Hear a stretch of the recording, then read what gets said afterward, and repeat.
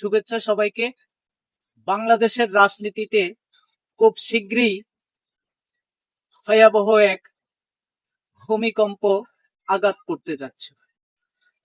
প্রিয় দর্শক, আমাদের গ্রামে যারা বয়োবৃদ্ধ কৃষক থাকেন তারা বাতাস শুঁকেই বলে দিতে পারেন কখন কেমন বৃষ্টি হবে, কেমন ঘূর্ণিঝড় হবে, তা তারা বলে দিতে পারেন।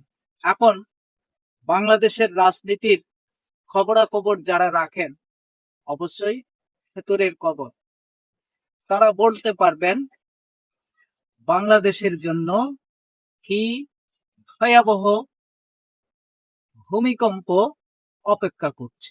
যে ভূমিতে যে কম্পন হয় সেটাকে আমরা ভূমিকম্প বলি, কিন্তু এটা বাংলাদেশের ভূমিতে কম্পন সৃষ্টি করবে না, এটা বাংলাদেশের রাজনীতিতে কম্পন সৃষ্টি করবে।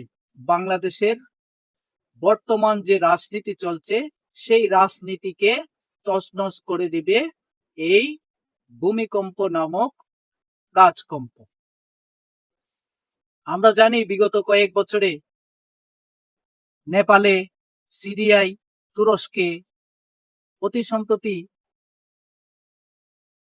আফগানিস্তানে যে ভয়াবহ ভূমিকম্প সংঘটিত হয়েছে, যেভাবে গ্রামের পর গ্রাম বিধ্বস্ত হয়েছে, যেভাবে হাজার হাজার ভবন ধসে পড়ছে, ঠিক সেভাবেই এই রাজকম্পে বাংলাদেশের বর্তমানে ফাউন্ডেশনহীন যেসব রাজনৈতিক গোষ্ঠী থম্বিতম্বি করছে, ভবিতব্য এই রাজকম্পে ধূলিসাৎ হয়ে যাবে।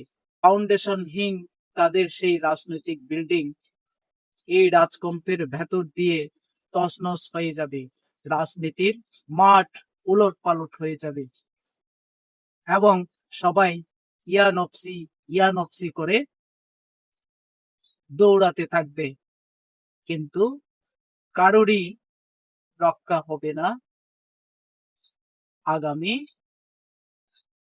রাজনীতি কম্পে। আজকের মতো এটুকুই। সবাই ভালো থাকুন, সুস্থ থাকুন। ধন্যবাদ।